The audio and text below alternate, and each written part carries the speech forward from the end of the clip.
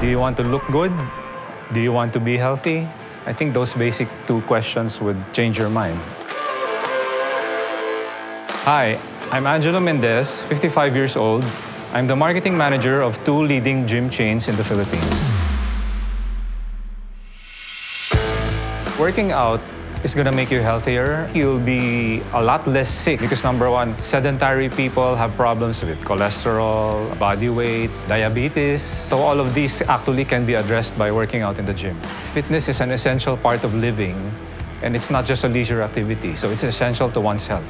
When I'm in the gym and you're inspiring others to achieve better fitness levels, it gives you a good feeling that you're impacting the world in a better way. So one of the beauty queens that I've been training, Faith Garcia, she was the one who introduced me to MX3 products.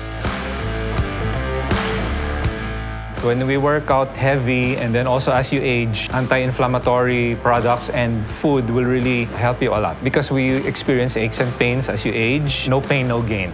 MX3 helps me with my workouts and with the recovery from lifting heavy exercises. It also keeps me lean and less injury. MX3 is an essential supplement to your well-being.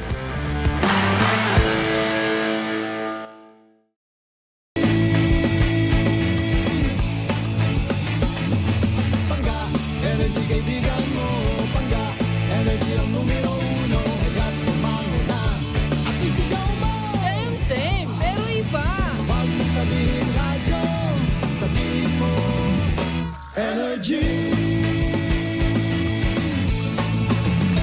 Naka-energy na ba ang lahat? Lagi-lagi. Cheers, miss! Dabaglita! With Tita Cora and Kapitana Sisa. Same, pero iba!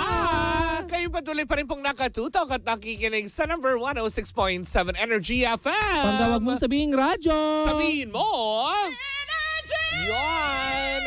Happy Chinese New Year sa lahat ng ating mga Chinoy, sa aming mga kumale. Ayan. Sa aming mga kumale dyan sa Binondo. Oo, mga kumali natin, swerte, negosyo, gusto, pasok, pera, ayaw, labas. Malas, chismosa, alis, doon ka sa Palaway. Gusto ko yung doon ka sa Palaway. O, diba? Nakakaloka. Siyempre, muli ba ako si Kapitana Sisa? At ako naman yung Tita Cora. At ito na ang Baklitas! Woo, woo, woo! O, diba? On a Friday, kahit holiday, andito tayo tuloy-tuloy pa rin po ang paghatid ng chismisan dahil nga sabi sa feng shui natin ngayon na Swerte, pasok, pera. Hindi at walang lockdown. Oo. Hindi hula swerte 2019, bukas business 2019, bigla lockdown, pandemya pasok, malas lugmok negosyo. Ikaw, sisi, ikaw, isa, manghuhula. O, diba? Nakakaloka ka. At least ngayon, ngayon Chinese New Year. Bangon, bakla. Year of the Wooden Dragon. Diba? Ano ba swerte sa Wooden Dragon? Swerte sa Wooden Dragon, ikaw wag kain baboy. Bakit? High blood. Ikaw paktay agad. Ako di kain baboy. Ako di kain baboy. Ano na? Cannibalism yun. Prito pork chop. Pwede, sarap. Mumba. Humba. Gawa natin humba. Tapos lagay itlog. Crispy pata, sarap. Lagay itlog. Ngaok-lok. Ay, hello sa mga sa mga kapatid nating Chinoy. Hi, hello sa inyong lahat, hindi ba? It's so nice to celebrate the Chinese New Year. Ayan, ngayong gabi magpapalit ang taon. Hindi po nang maghahati yung katawan niyo. Hindi kayo aswang. Hindi tayo mga aswang mamayang gabi. Hindi kayo kakanin para hatiin. Ay, ayan na. O, diba? Alam mo, Mare, Oh. ang dami kasi sa... Sabi naman ng mga tao, nakalagay na naman doon yung mga team replays. Oo. 3.25 bago nag-start ang balita. Ay, Mare, share natin sa mga pangga. Ang totoong swerte sa mga nagtatanong kung anong swerte ay magsipag. Tama. Kasi kahit anong asa mo dyan sa mga nilalagay mong mga paprutas, Oo nga. tikoy, kung tamad kang tao, wala. Correct, diba? Tamad ka Oo. na nga, nag-alay ka pa. So sino maglilinis niya? Kaya O, nga. diba? Kung di ka naman nagdagdag ka tokmol. lang naman talaga ng Oo, kalat. gigigil ako sa'yo. Tita. Ganitong kagigising ko lang, dala-dala ko pa yung comforter. Tama, hindi ba? Mm. Anyways, nako, eto na nga, hindi ba? Kasabay ng selebrasyon ng Chinese New Year para sa araw na ito ay siya namang pagtigil Nang? alam mo yung pagbibigay ng informasyon ni Tito Boy Abunda. Not Bea Abunda. Hindi yun ang sabi mo. Bea Bun. Bea Bunda. O, diba? Pinagano mo na yung boy at saka Bea. Kasi si Bea naman yung topic nga. Oo. Hindi pag-isahin na natin. Bea Bun.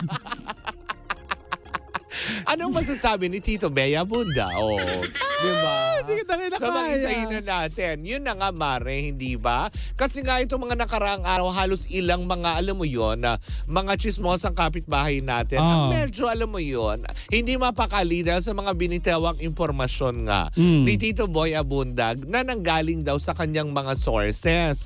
Ngayon, eto, parang medyo off naman yun, Mare. Kasi alam mo yun, tinatanong si Tito Boy kung sino daw yung mga sources. Alam mo ang sagot ni Tito Boy? Sino? Ay, nasa industriya tayong ginagalawan natin at never natin gagawin na i-reveal ang sources. Yes, actually. Diba? Bakit ko i-reveal ang sources ko? Ikaw nga may sources ka. Oo. Tapos ayaw mong i-reveal, diba? Oo. Siyempre, diba, yung mga ganong aspeto, which is tama naman. Respeto ang tawag doon, Diba? Mare. Respetuhin natin. Tama nang nagbigay siya ng impormasyon galing sa kanya mga pinagkakatiwala ang mga sources.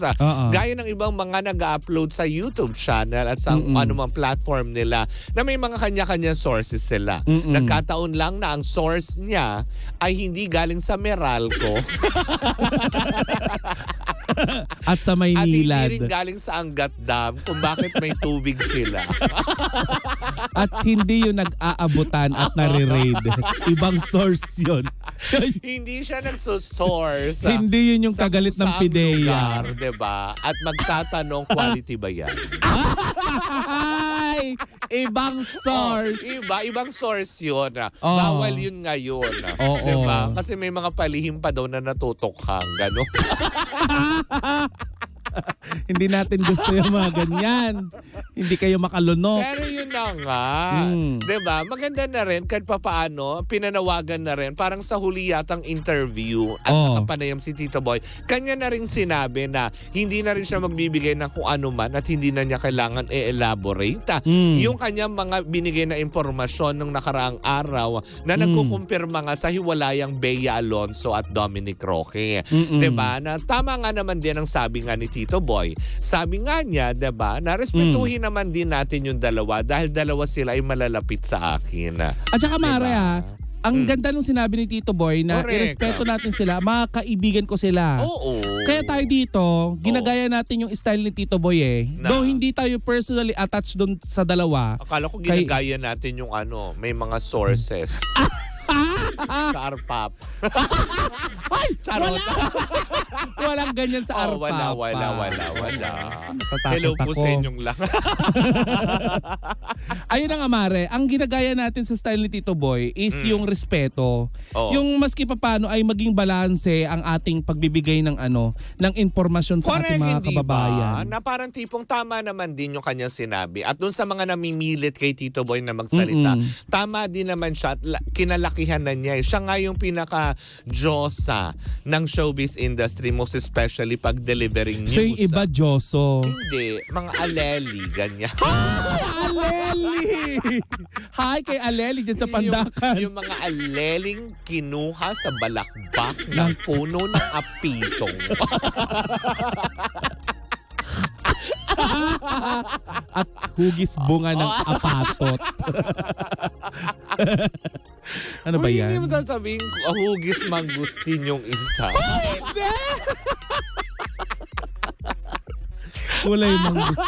Kulay mangustin. Oo, Tama diba, na. nakakaloka. O, tuloy. Klaka.